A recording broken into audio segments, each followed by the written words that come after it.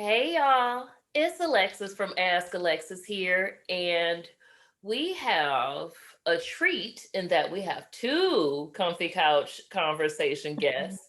Um, this is Ilanna and Kim, and they are from Yahdav&Hanlon, and they offer individual grief support and corporate grief support. And if you have ever worked in corporate America, you can understand how important corporate grief support is because, whew, no wonder employee assistance programs are, a part of a great benefits practice package.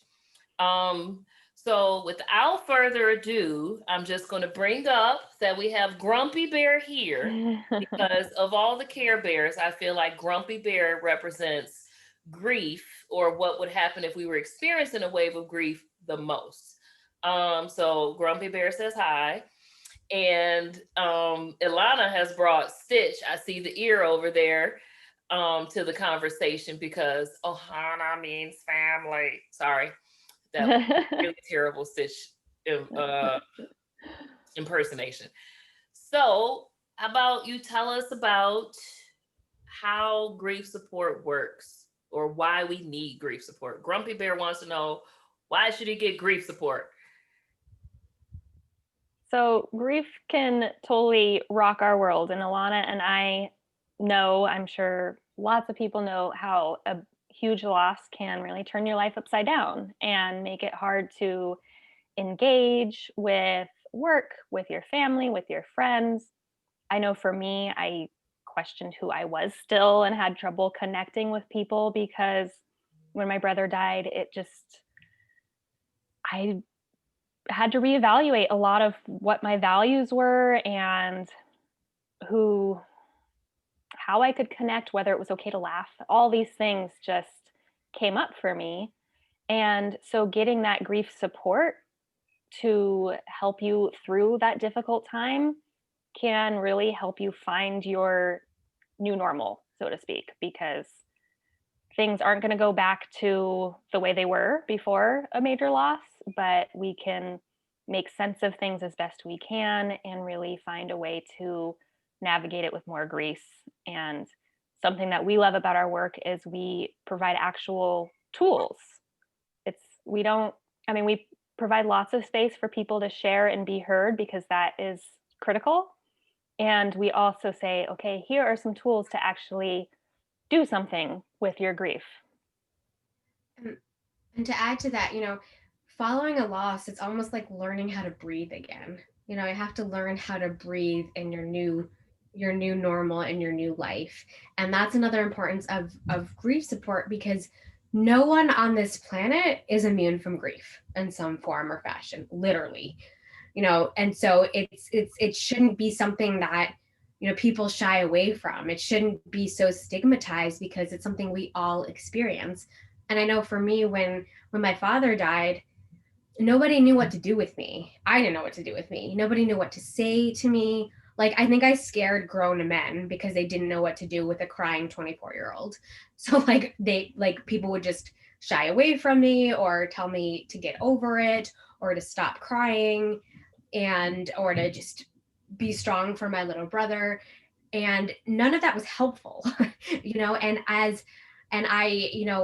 back then I didn't know what I needed either. And that's another thing. Like, grievers don't always have the vocabulary. I certainly didn't have the vocabulary. I didn't know what I needed to even ask for help for what I needed. And so not having the language, not knowing what to ask for, and then everybody around me telling me that I was too emotional or like missing because my favorite person, like I love you too, mom, if you're listening, but like one of my favorite people on the planet was buried a week ago and I'm being told to stop crying and just snap out of it. After It only was one very, week? oh yeah, people probably a story for another time, but yeah, people were kind of harsh, and so I thought there was something wrong with me. I thought I was too emotional. I thought I was too much, too dramatic. But then I'm like, wait a second, I just buried my father the day after I turned 24 and his last words were happy birthday. I think I'm allowed to cry. So that's another thing that had anyone told me back then, like, you're not too much, you're grieving the way you need to grieve, something that simple, I think would have really changed a lot of things for me. But I didn't have any of that validation from anyone around me or from myself, because I didn't know that I could. I didn't know that I was reacting quite appropriately, frankly. It's a pretty appropriate reaction. So that's another reason why, like, grief support is so important, and why both Kim and I are so passionate, because as grievers we know what it felt like, and as professionals we have the training, so we can take both of those sides of the coin and really show up for people, because we know what it feels like. And everyone's experience is different, of course, but we know what our experiences were like, and I know how alone I felt. I know when the sun would still shine, I was like, I felt betrayed. I'm like, how does the sun still shine and like rise every day? How do people laugh and smile and still go to work? Mm-hmm. I'm like, really? The world's still going on tomorrow? Because my world just stopped. So, no, that's one of the many reasons why it's so important. So I heard a couple things that sparked some question. Um, I heard new normal, and I don't know what's happening to me. So then, what do you say to the person, or what tool do you give to the person who is just like, I'm grumpy, I don't know, like the world, the sun shining and the world still, y'all just gonna move on like that? I don't want a new normal. I don't want to accept this. How do you, Right. what is a tool that you have for a person who needs to, like, we can't, unfortunately, when we're right now we're talking about death, but I do understand grief happens over many things. Even the reason the new normal is sticking out in my mind is it's 2020 and we're in the middle of, we're in a pandemic that we don't know when it is ceasing. And then that has exposed so many things about the world that should not become normal again. So what do you say to the people who are grieving the normal, or, I'm just giving this other alternate example of, like, I don't want to accept a new normal. I was very satisfied with my old normal, and now you're telling me to accept this shit on a stick. Yes. I'm so glad you brought that up, because, I first brought up the new normal in this conversation, and I so relate to feeling so angry with that thought when my brother died, of just, what? Like, it was hard to even wrap my brain around. I really thought I was going crazy, that how could there be a world without him? And he was 29 when he died. Like, that's just ridiculous. And um yeah, so I definitely felt a lot of anger around that. And we talk a lot about the difference between grief and unresolved grief, and a lot of times that anger and things, I mean, some of it is just because something terrible just happened, that, again, valid to have a whole range of emotions in that type of situation. And also, a lot of the times when we get stuck in that grief, it's because we are heartbroken over the hopes, dreams, expectations we didn't get to have. So for my brother, I would have wanted to grow old with him, and we had lots of things that we talked about of how we were going to support each other when we had families, and trips that we wanted to take together. We had gone to Croatia together a few years before to visit family. Our grandparents are from there, and we wanted to go back to see those same cousins and things. And so there are all these things that we didn't get to have happen. And I also had all these hopes for how his life could unfold, and I didn't get to see that happen. And I also had regrets for how I wish I had been different as a sister, in the whole hindsight 2020 business of, I didn't quite know where he was, and so I didn't really know how to support him, and I wish I had known more. And so, not to go too much on my own personal example, but a lot of that with the new normal, and like the anger with that is, yes, something terrible just happened, and it's really takes time and processing to really wrap one's brain around it. And honestly, my brother died almost 9 years ago, and I still at times I'm just like, what? And then also we need to bring that awareness around those things that we wish were different and find a way to communicate it. And that is a key part of healing from that intense pain of grief, is really finding that validation and that voice for that pain. So are you going to add, Ilanna? Yeah. um, and I think one of the other things is to let that person voice the anger, because a lot of times, oh no, don't be angry, you'll all whatever people say, but to be able to give voice to that anger, to name the anger, to have the anger witnessed and validated, oftentimes that starts to help, really can start to unpack that emotion, because as Kim described so eloquently, underneath the anger really oftentimes is a lot of different emotions. And sometimes anger for some is easier emotion to deal with than grief or sadness or depression. I And feel so by way being more powerful when I'm angry than when I'm sad. exactly You feel in exactly control. Yes. exactly, and it can be kind of more of that like force field, that buffer.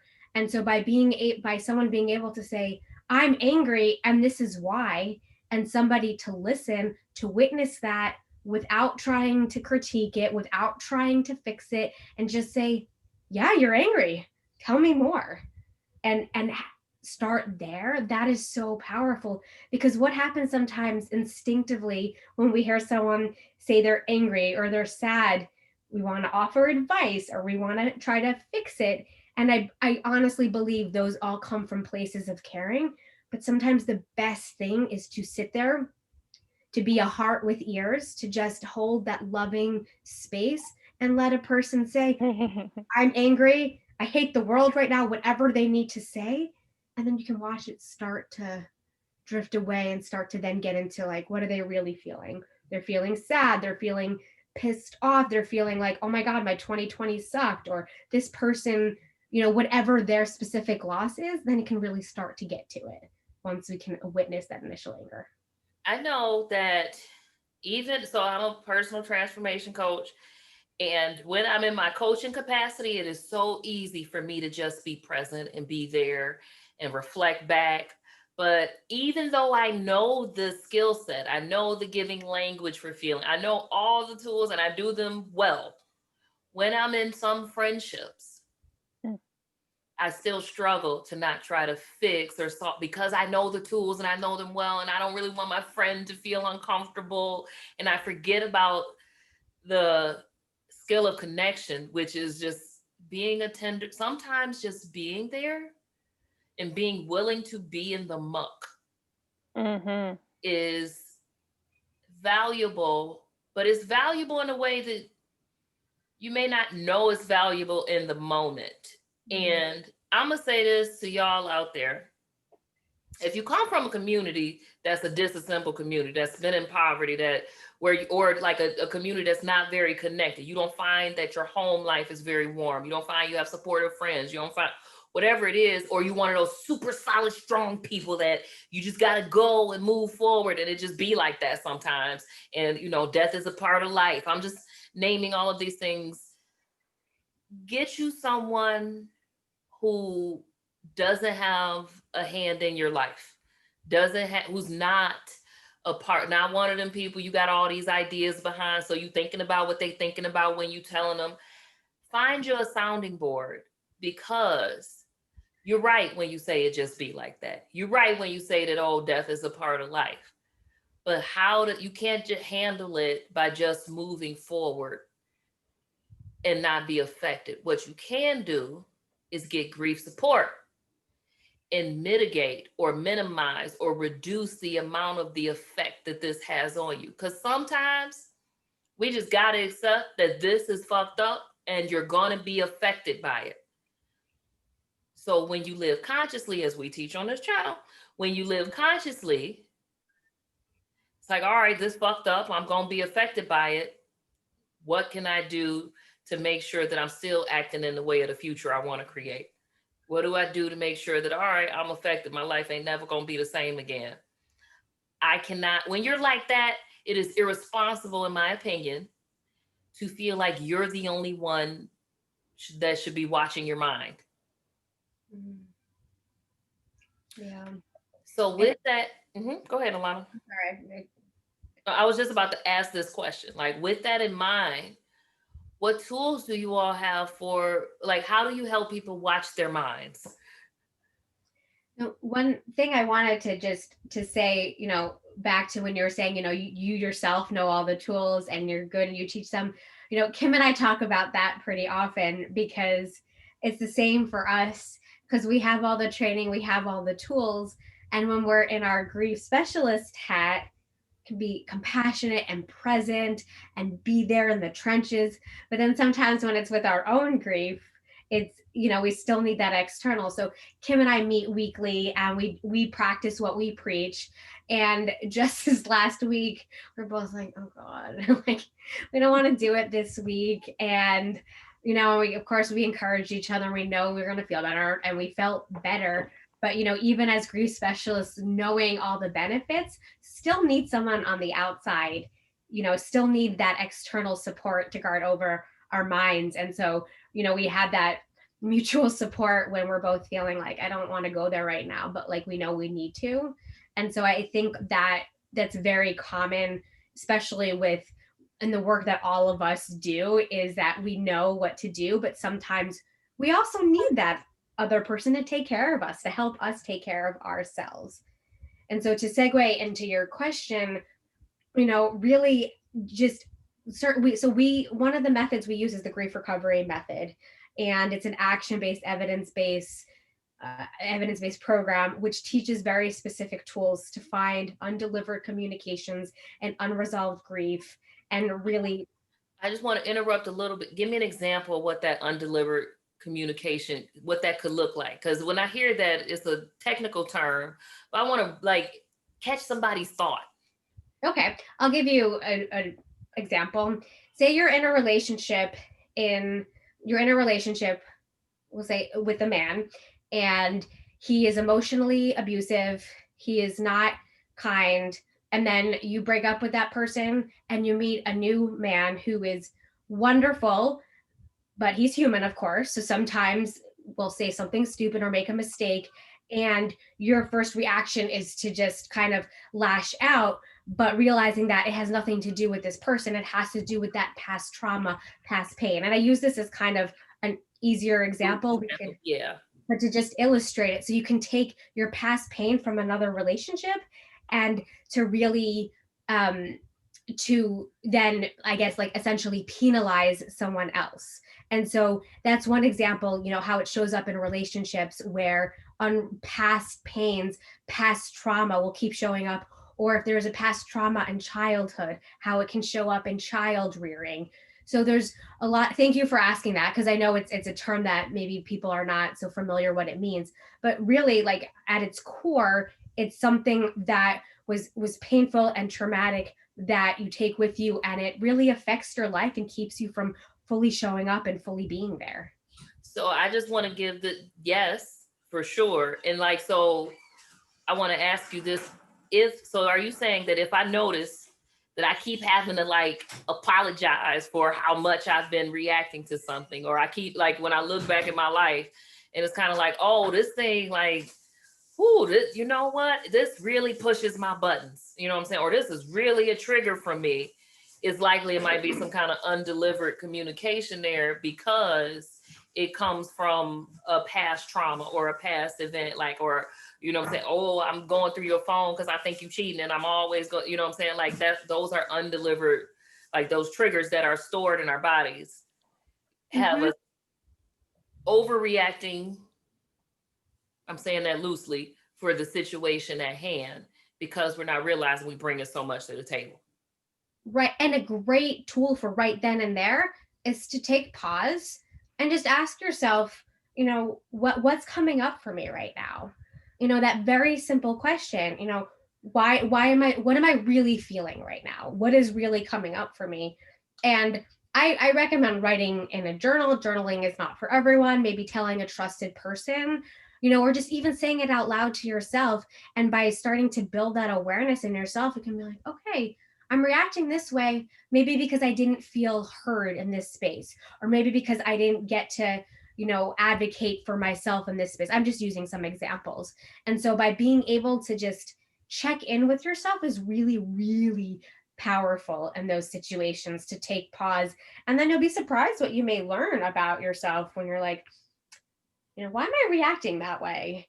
And then, and I know it can be, it might sound a little bit silly, but it's really, really powerful to have that conversation with yourself.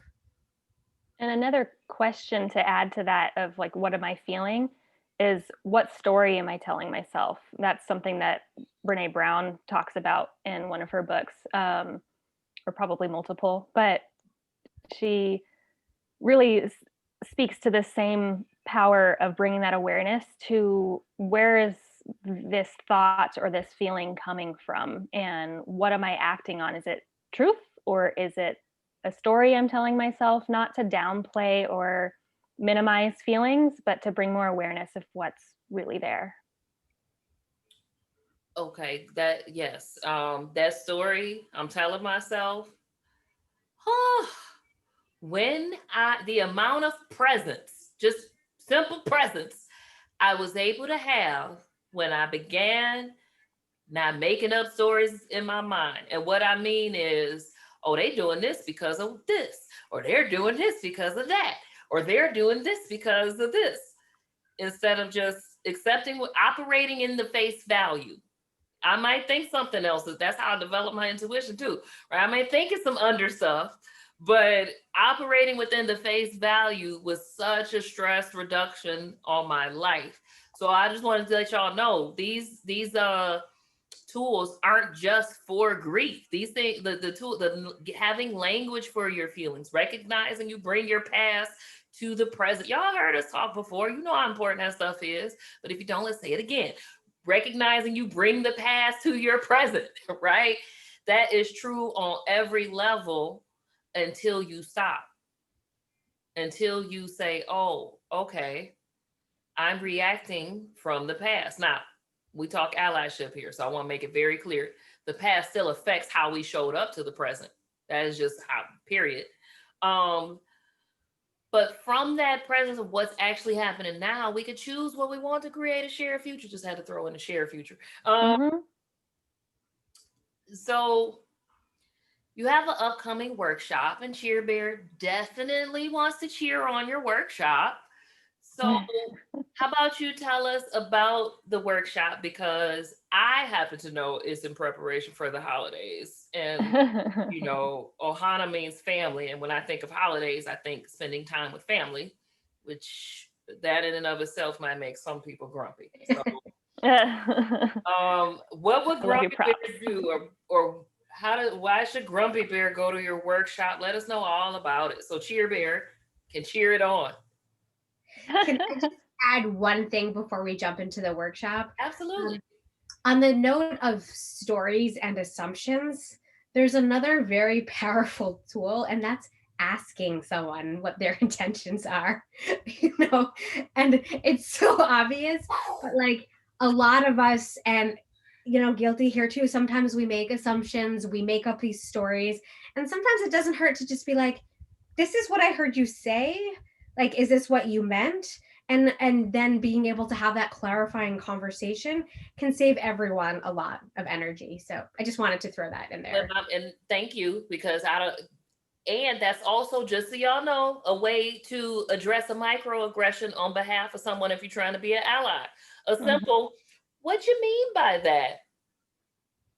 Get somebody to explain themselves. Oh, but did you know that this can be interpreted this way? Sorry, I just had, I throw in those things all the time. And it's great because then it's a teaching opportunity. So it's constructive criticism, for lack of a better word, and it's a teaching opportunity, and it's win-win for all, instead of one person stewing or misunderstanding, and then, or even if the person did mean it that way, then they can learn that that's not acceptable. So I think it's a very powerful. Or the person, or what box to put that person in your mind, because if they did mean it and they would do it again, now you know who they are or who they're presenting and want to be committed to presenting. Yep. And hopefully in the best case scenario where a good conversation can come from it, you build that connection. It's coming from putting that connection first and hoping for the best in other people. Yeah. Yeah, so we actively authentic allyship, the active and authentic part. You ask the clarifying question, you give a person the opportunity to be authentic. And from that authenticity, you know what to do with yourself. Hopefully, it's to build connection. I'm all about it. Skills for connection is definitely a part of the shared future. But excuse me, and if you find out that they have those, unpleasant beliefs, they don't want to share a future, or the only way they're willing to share a future with you is if you are oppressed, you know, and you Hmm. know how to navigate. You understand where your boundaries now have to be or what you have to do. And then you can be the most authentic version of you in that situation also. So, workshop, Grumpy Bear. I'm going to visit my holidays, and that uncle that used to always second guess everything I did is going to be there. Or my cousin who was kind of jealous of me. So she always is like, oh, who do you think you are? Why do you think you could do that? Or, I got to go be around these people I don't even like. I don't feel like I fit in my family. Now, hopefully that's not your experience, but I know a lot of people that it is. So, or how about this? I don't want to be here if they're not here. And this is the first year since they're not here. Yeah, there's lots of things. And, you know, you mentioned earlier that, that grief is more than death. And we were talking about death earlier. And really, there's a whole host of things that can result in feelings of grief from, loss of trust, loss of safety, loss of a job, loss of life, so many different things. Woo, And it's job. all valid. Hmm? I'm sorry, I don't mean to just cut you off, but when I was in the first round of my 20s, I say that because y'all just so you know I'm working on a crop top belly, which all bellies are crop top bellies, but I'm working on the one I want to put in the crop top. And then I'll be having my 11th annual 27th birthday. So that's what I mean by the first round. But I lost a job that I had a lot of identity attached to, and it was a place where it was 3,000 employees. So I had so many, like, I had to grieve a whole lifestyle, and I did not know it was grief. So I'm sorry. I just want to, that one plays for me personally. Yeah. And, I had a huge experience with that when I left my last corporate job. Similar thing of what you were just speaking to, of it was a large company. I had a lot of identity there, whole community there, potential career path, and I was straying from the career path, so many layers. And so with our workshop, we really want to validate this whole host of sources of grief that we can have, and the anxiety and the stress that it can bring to our life as a result. And we have various tools to help unpack that. And, I want to note that some people go, okay, this is grief, this is a heavy topic, and this is hard. I don't want to go put myself into some deep hole of grief right before the holidays. And we're designing this workshop to prevent that hole and hopefully build a cover for the hole so you don't fall into it. And we have various tools to look at the emotional energy checklist that you have around a loss. So we were providing some examples for job loss of, you have the initial loss of losing your job or leaving your job, however that has changed. And then there's the other layers associated with it, like we were talking of the community, the identity, sense of purpose, or a whole myriad of different things that can come out of that. And it can be so healing just to validate all those sub losses as well, and helpful to know that you're not crazy for feeling so mixed up after a life experience like that. And then we just have other tools to bring more awareness to what's going on for you so that you can better build a toolkit to support yourself during the holidays. And the toolkit can include, okay, who can I reach out to proactively or reactively if I'm having a hard time? What are some things I can do to make sure that I feel just whole for the holidays, as whole as I can? How can I set aside, okay, every Saturday morning I'm going to go for a walk or have a cup of tea or do something that can just acknowledge the fact that my energy might be low and I need to do something to support myself extra during this time. And, looking at what boundaries you have to set. What are some things that you can reframe of all the shoulds of the things you think you should be doing this time of year? How can you reframe it to give yourself permission to shift away from that and find new ways of doing things? And so many different tools to have that accountability within a group to look through, have that validation of others experiencing similar things. We talk a lot about how all of us have unique experiences because we're unique individuals, unique losses, unique relationships. But it's still helpful to be really in that community and know that you're not alone. And so have that validation, that support, that accountability, and that space dedicated to thinking, okay, I know my energy might be low this holiday season. I'm a little worried about how my grief may impact how I can show up for myself, for my family, for the holidays. And I want to build this toolkit so I can set myself up for success, set myself up for actually enjoying this time of year or any stressful time of year. All these tools can be applied to any time of year. And did you want to say something? I was just gonna piggyback. It's okay, go ahead. And so one of the other big things is that this is an individualized toolkit. So this is you identifying what's going to work for you. Not what's going to work for me or Kim or you, what's going to work for you as the individual person. And because sometimes that can sound really daunting. And so we created this workshop as a way to really to take it down in bite-sized pieces and really walk through it. Like identify who are your heart with ears, who are your safe people, and having a list of those people that you can reach out to when in crisis. What does my self-care look like? Not someone else. What does my self-care look like? Does that look like having a glass, a cup of tea outside in the patio, listening to Andrea Bocelli, or going for a drive? Having just a list of what my self-care looks like, so that if you're feeling frenzied, you can be like, okay, cool, I have this list.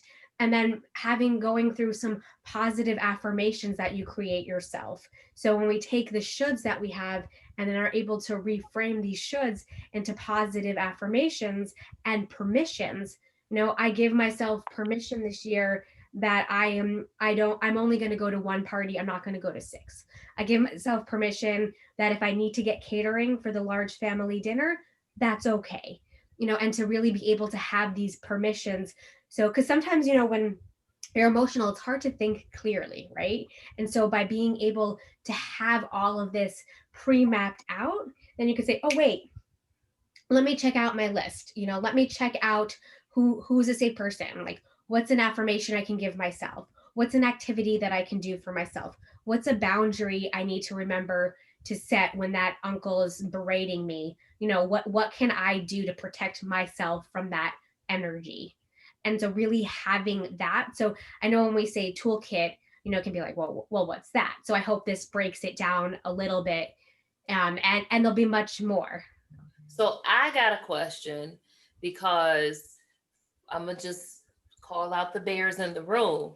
We got some different backgrounds, because some of the stuff you're suggesting, right, like might not be some of the stuff that everybody in my community might come up with as solutions. So it's a twofold question. One, what if I don't know that I'm experiencing grief? Or I need validation for my feelings? Like, so what if I come from the land of the Black superwoman and I'm trying to justify why I'm not getting stuff done, or I'm trying to justify if I had a right to the feeling or not. Like, what tool do you have for someone like that is the first question. And then this is just a follow-up. So if we can't get catering for the family dinner, a suggestion that came right immediately to mind would be like, all right, so who in the family dinner is known for making that hot fire dish? Because this year we're gonna make it a potluck because I ain't doing all of that. And how do you set that, like, and setting that boundary early, like, oh, well, Auntie Lisa, you known for your mac and cheese. So, for the family, you bringing the mac and cheese, make sure you bring enough for everybody to do the to-go plates. Auntie Gina, you make bomb greens. So you know what I'm saying? You're cooking the greens and show up, and you all know. So you got to tell them, it's a big holiday dinner. You got to tell them an hour early at least in order for everybody to be able to eat at the agreed upon time. So what do you say to the justified person? And perfect example. Yeah. Okay. I'll let you go, Kim. I just think it's a perfect example of how we want people to be able to personalize it to their individual experience, because of course not everyone's going to be able to afford catering or want to do that. And so in some be nasty. Yeah, and what I want for holiday food. There's just an example. Potluck's a way better one. I don't like catering, but anyway. Yeah, and that's another reason also why we wanted to have our workshop early in November. I know, some holidays have already passed, and also Hanukkah and Christmas, and with Thanksgiving, and we've taught Kwanzaa. They're all coming up still, and so we wanted to plan this so that people have time to, if they say, okay, let's have a potluck, they have time to reach out and make these things happen and really have everything ready before they need it. And so I'm trying to remember the first part of your two-part thing. Like, one was the potluck, and remind me the other part. One was, what do you say to the person who doesn't know that they're needing validation for their feelings? They just know that it's their role to play, and they're stuck in this cycle of, I got to do this, got to do this, got to do this. Oh, I'm so tired. And then they spend mental activity trying to justify their right to be tired. But why are you so tired? You can't be tired when you ain't even done the stuff yet. Da, da, da, da. And they don't know that, frankly, grief sometimes brings lethargy or foggy brain, or like, why can't I get any, or overwhelm, so how do you, let's bridge the gap. Because I know the language, so I can take it and apply it, but I also know that sometimes, like, I didn't know that I needed validation for my feelings. To me, I feel, so I'll deal with it, but I was stuck in a cycle of justifying whether or not I'm allowed to feel based on my own, well, those were judgments and stuff. But anyway, so like, what do you say to the person who, like, when you talk about validating feeling, I don't need you to validate my feelings. I'm not supposed to be feeling this way. Is building that awareness, because that's really the first step, is building that awareness, because we don't know what we don't know, and when we don't have that language, and then we can fall into those justify spirals, or you shouldn't be tired, why are you tired, and all of these things. But by then being able to start to name it and be like, oh, I am experiencing grief, and you don't necessarily, not everyone needs that external validation. Sometimes you just need your own internal validation and to understand what you're feeling. So the person who's always strong and taking care of everyone, it's strong to also have support. It actually takes a lot of courage. It takes a lot of vulnerability to ask and to allow someone else to support you. And so really the place, and if you don't believe that, try it. Because it's one, I'm just throwing this out there. You hear the sass in my tone. So I'm one of them strong women. And asking for support, especially when you don't know what kind of support you need, is one of the most vulnerable moments of your life, which requires strength beyond what you really, anyway, if you don't believe it, try it. Yeah. And so that's like a really good important place to start is to give that vocabulary and that awareness. And, sometimes we can totally play with semantics and what we're going to call it, but to really building that awareness muscle. And then once you have that awareness, you can start to build that acceptance. Like, this is hard for me. I don't have the energy for this. I know it's always been this way, but let's do it this way this year. Let's have this potluck. And that way everyone can make the foods that they make the best. In fact, potlucks are I think they're awesome anyway, and all should be potlucks, but that's beside the point. But, and so really being able to start to name that and move forward is just, I cannot stress that enough of how powerful that is in and of itself. And I know it sounds a little bit abstract, but it's so powerful to be able to name those emotions and be like, okay, well, this is what I'm feeling. And this makes sense. That's why I'm so freaking tired. That's why I'm so irritable. That's why I don't have the energy this year. And guess That's what? the power though, Ilanna. That's the power in naming the emotion. Because then when you're naming it, guess what you're not doing? Reacting from it. Because, oh, I'm angry right now. So maybe I shouldn't discipline my child, right? Like, or maybe I'm angry. Maybe I shouldn't call and address this thing that was bothering me. Maybe I'm not in the right frame of mind to have a peaceful conversation. And being able to name that says, oh, I'm not taking out my feelings on you. And we need that validation for that feelings, that awareness and validation for our feelings, and then the awareness and validation for what we want to do with it. And that's another beautiful part of this workshop is, some of it self-guided and some of it, there are the group sessions so that we can work to build the toolkit in community. So we have that validation, get ideas from others and stuff. And, we can hear someone say, yes, it's okay to ask support, because we second guess that. And like what you were just saying of, needing to be a superhuman or a superwoman. And, it's okay to ask that support. It's a courageous thing to do. And sometimes we need someone else to tell us that it's okay. And that's a courageous thing to do. And Ilanna and I do that all the time. We were joking that I remind her that she's pregnant all the time. She'll be like, why am I so tired? Why do I need a nap? I'm just like, because you're growing a person. A whole person, not a half person.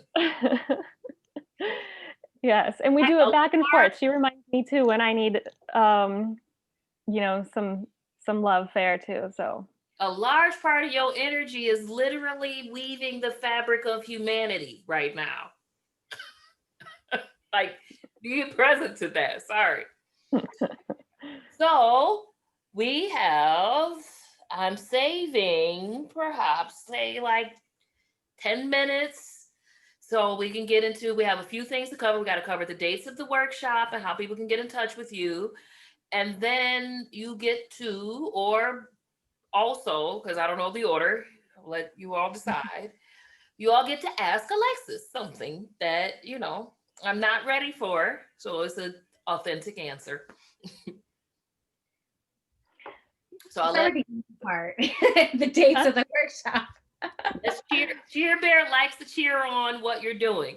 So we like it all. We like what, I believe that everybody should learn the language of their feelings, and especially in times when it's going to be difficult. If it's going to be difficult ahead of time, get the tools you need before you travel that road. Give yourself permission to get those tools and to invest in that time and that space to really sit with it. And so we have registration is up. We'll put the link in the comments, or we'll provide the link. And we have it all on Eventbrite. The workshop name is Coping Ahead, Building Your Holiday Action Plan. And the 2 dates for those group sessions are November 10th and November 17th. Those are both Tuesdays. And we're meeting at 7 to 8:30 p.m. Pacific time on Zoom. With an optional half-hour add-on Q&A with us. It's not required, but optional. Oh, I like that. So if we go to the workshop, maybe I don't want to ask my question in front of the big group. I might, I get to be like, hey. Yeah. what about wrap up any final thoughts or questions. And yeah. I don't have that space for that. So just in case y'all didn't hear, that's November 10th and 17th for the group containers from 7:30 7 to 8:30. 7 to 8:30 p.m. Pacific time. That's over if you're on the West Coast, which means that it's 10 p.m. to 11:30 Eastern Standard Time. And if you're in the middle, you just got to figure it out. That was already hard enough. And there's support in between, and there's an optional half-hour extension. Will there be replays? For the group, the people in the group, except it's really something that you need to attend those group sessions to build your toolkit. That makes sense. I don't really want to be sharing my innermost secrets with people that are like, there's something about that mutual share, right? Like, I know you know me. It keeps the space safe. Yeah, I think it's really important to protect the safety of the group.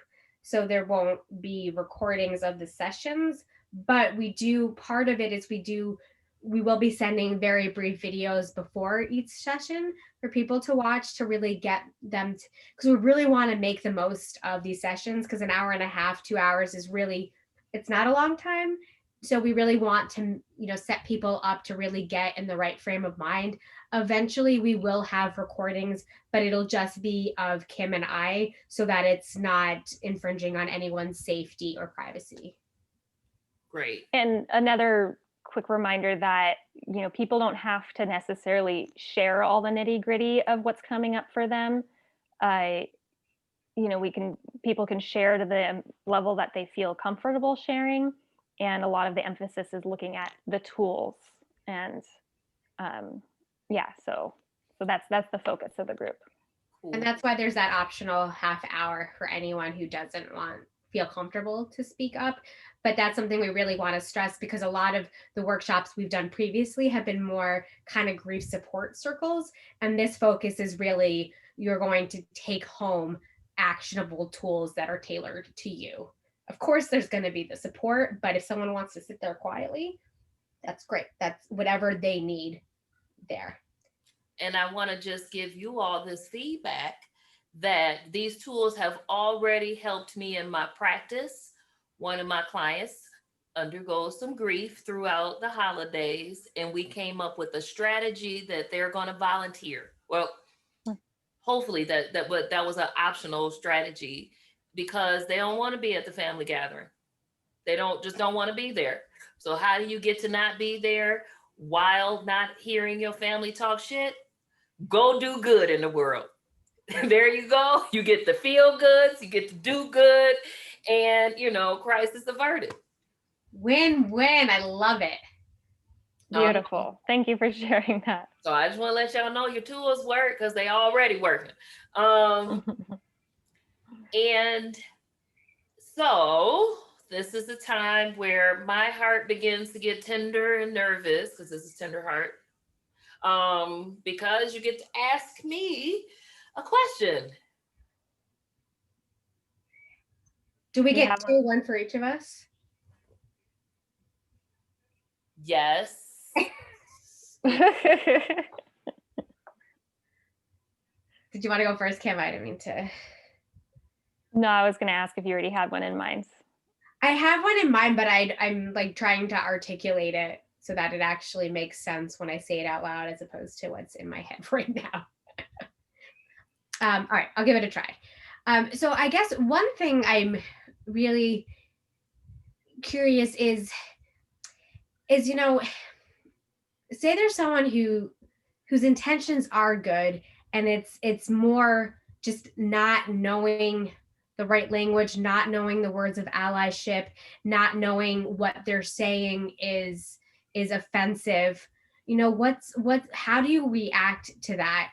I guess twofold. One, like how does that affect you personally? And then how do you use that moment to maybe educate the person who maybe doesn't even know that they need to be educated? So the same with grief, like someone who grew up in like a very, say a small town in the middle of nowhere, kind of like where I grew up, where it was like, say it's like all Caucasians and like not had any exposure and doesn't know that they're being racist or doesn't know that they're being unkind, you know, how do you approach that situation? Me as a person or me as an allyship teacher? I mean, both. I'm kind of curious, like as a person too. So, as a person, so there's a white person that said that basically said something that was a microaggression against Black people or against me. Or yeah, we can say that. Yeah, for sake of example. And they didn't know it. Like it wasn't meant in hatred. Right. So we're speaking of a complicit instead of an overt racist. Yeah, I guess. Yeah. Systemic oppression. So then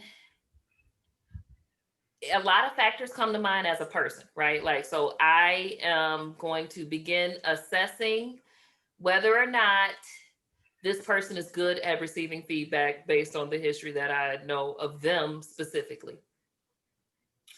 If they are good at receiving feedback, meaning we have had some authentic conversations where we've been able to, like, you know, just flesh a topic out, right? Like without, if I see, so, and they're not super defensive, then I would bring it up.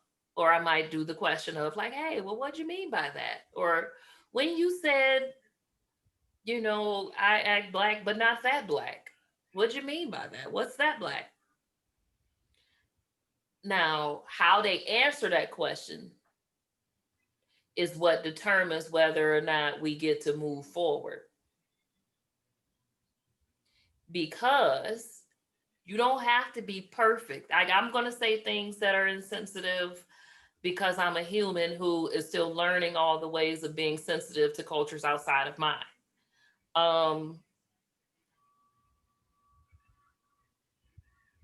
So how you handle that with feedback is what's going to determine whether or not we still get to pursue a connection. Like, now this is if we're trying to have connection. If we're in the workplace, I might not address it at all. I may just put you in a box in my mind of unsafe. Because due to white fragility, those conversations generally don't go well because the risk is far higher for me. So if I make you uncomfortable, now I'm not a good cultural fit, which is another form of stereotyping and discrimination that happens. So like now, because we don't go to lunch together, I don't fit in the culture, but really I just have felt unsafe and I don't want to keep hearing the shit you're talking. So I just keep my distance. So it depends on your character and how much of your character I've had the ability to see beforehand, whether or not I'm willing to address it. If I got the time that day though, I might just be like, well, what'd you mean by that? Let you know it's something wrong you said. You're gonna go, oh no, I didn't mean anything. I didn't mean anything by that. I was just saying that you're so, and you give me all these compliments. Then I'm gonna hope you go do some research on your own because it's not my job. Well, it is my job if you hired me, but it's not my job if you didn't hire me to educate you on how to be a compassionate human being. And that's why we need those allies. And I remember your video on the micro affirmations too, and having someone else who doesn't have that same, I'm lacking my words right now, the same risk or the same, you know, it's easier for them to speak up, even if it's uncomfortable. Because, you know, being honest, these conversations can be uncomfortable until we practice it more too. But that's the role of being an ally, is doing that for others. So yeah, I mean, even so, I'm going to use this as an example of my own growth and evolution that I had to go through. When I was younger, anything that was extreme was like, don't be a Nazi. But Ilanna, you're Jewish. The Holocaust is a part of your identity. It is a part of a thing that was traumatic to your people. It is not something for people to be like for somebody, when I like do something extreme, to say that is equivalent to being a Nazi. To say that is incredibly insensitive to the genocidal impact of what the Nazis did to people who are Jewish. Right? Like, and you have every right to be angry when you present that, or you have every right to not to be like, to look at them and like, you know what I mean? Like it would be totally wrong to joke. And then if I'm getting into my own fragility or defensiveness, to be like, you don't, like, I was just joking. Why are you overreacting? That is not a, like, people's trauma is not something that's okay to joke about. And that's a good, like, litmus test for if this statement is okay or not okay. Mm-hmm. I've actually never heard that as a joke before, maybe just because no one's ever said that around me. So I'm still absorbing that. Yeah. I'm glad that no one has said that around you. I've heard it so much that now I'd be like, hey, you can't do that. And especially in Trump's America, I hear it a lot. And it, although in Trump's America, when we parallel it, scary, not something a joke and matter, but that is it just, yeah, I would never say it anymore. When I was younger, I didn't know better. I did. Yeah. And I think that kind of also like is really kind of what I was thinking, because I was also thinking from personal experience, like things I've said very naively and didn't know were offensive.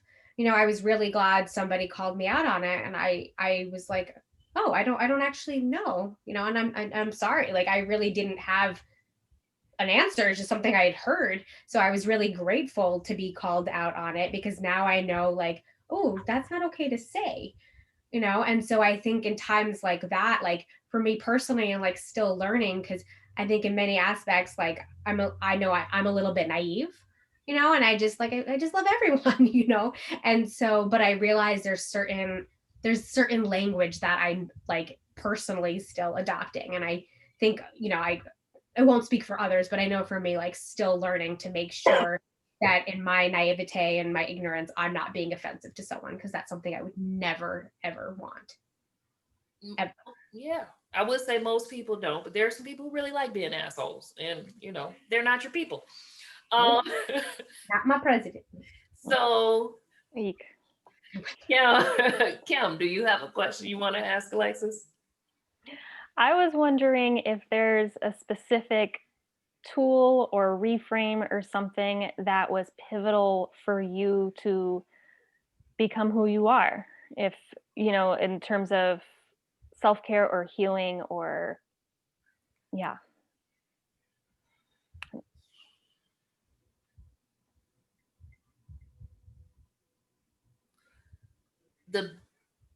There was this, so I had a spiritual awakening, which changed the way I viewed reality as a whole. But there was this video I saw on YouTube that was a real simple video where a guy would speak love and be loving to this jar of rice and speak hate to this other jar of rice. And the hate jar in like 11 days turned into gobbledygook mold. Like there was a dark sewage and like it just like disintegrated. And then the love jar still looked good enough to eat. So, you know, me being ever the skeptic, I did this experiment. The only thing is I didn't do a hate jar because I wasn't so skeptical. Like I'd already started practicing body awareness, but I wasn't so skeptical that it was like, can I keep this rice fresh with love? And I kept that rice fresh for 45 days. So I went beyond the experiment. Now, when I opened the jar to dump it, there was like this light pink fluid, but it had this like sweet smell to it. It was no mold, no anything. And this is cooked rice. No mold, no anything. And that began my journey of speaking kindly to myself with urgency in my self-talk. Even my body it made me see my body as separate from myself. So like this is something I have to be responsible for. So I speak kind words to my body. I lost 30 pounds without changing anything around my diet or anything because I started speaking to my body the way it was supposed to look. Um, Being able to visualize and practice the power of communication and the language and intention behind our words as an effect on reality changed me to the core because it put me, I don't want to use the term control, but it put me as a large part that feels like control of the cause of my life experiences. And y'all can do that. Try it yourself. It'll change your life too. And Lana, you're growing a baby. Ilanna, you're growing a baby. Speak to her. Yeah. Speak all those. That's your little jar of rice. Yeah. And that was my little one who just came to say hi. And, I think of that too, because they internalize that. We all internalize what we say. And yeah, no, thank you for sharing that. I've heard of similar experiments. Yeah. You were present in your grandmother's womb. Mm. Your granddaughter, Ilanna, is in your womb. Yeah. Yeah, the next generation of women right here. 2, not just 1, 2 generations. So I think that's a good place to close. Thank you so much for joining us. We will definitely put the registration link to the workshop in the comments. I appreciate everything you're doing. I appreciate that you are grief support specialist because grief support is not sexy, but it's necessary.